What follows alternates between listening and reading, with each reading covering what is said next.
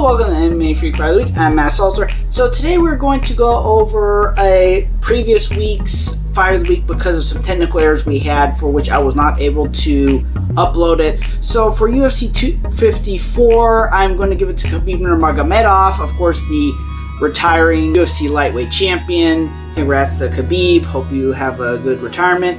And then we're going to go over Bellator 250 main event between Gegard Mousasi and Douglas Lima. It was basically Mousasi outpointing and controlling Lima. Like I said, they're two. There's a weight class difference here. And then that ended up being that Mousasi is once again the Bellator middleweight champion, and there's talks about bumping him up to light heavyweight.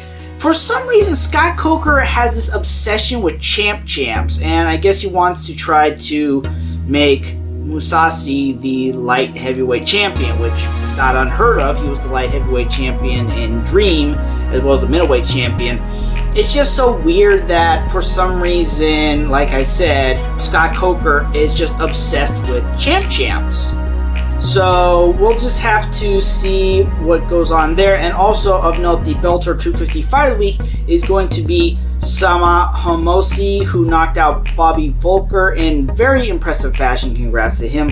And also one more thing we're going to review is UFC Fight Night 181 or UFC Fight Night Hall versus Silva.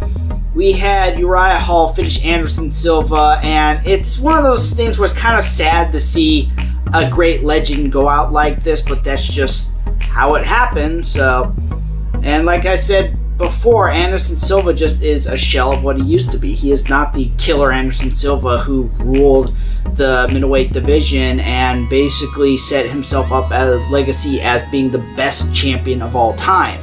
So it's unfortunate, and we'll just have to again wish him a good retirement. So now we're going to be previewing the two top fight cards. The Bellator 251, there's Melvin Manhoef welcoming Corey Anderson to Bellator. And this, I really don't see how this makes sense, because Melvin Manhoef is a big name for diehard fans, but he hasn't really done anything, especially as of late.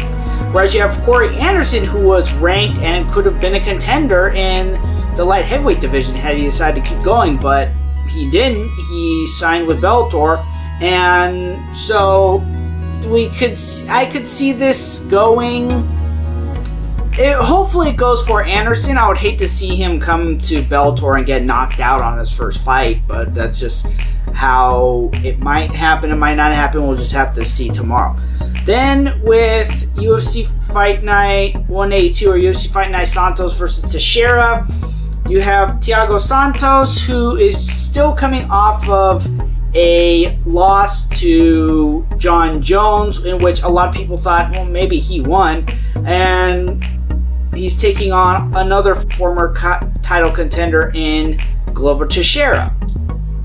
And this one is an interesting matchup. You have the more technical Teixeira versus the more power fighter in Santos, though as we saw in his fight versus John Jones, there was a more technical fight to it, but we'll just have to wait and see. This should be an interesting one. Then Andrei Arlovski, who knows if this is his last fight in the UFC. He's kind of had an interesting second stint against Tanner Boser, who's an up-and-comer.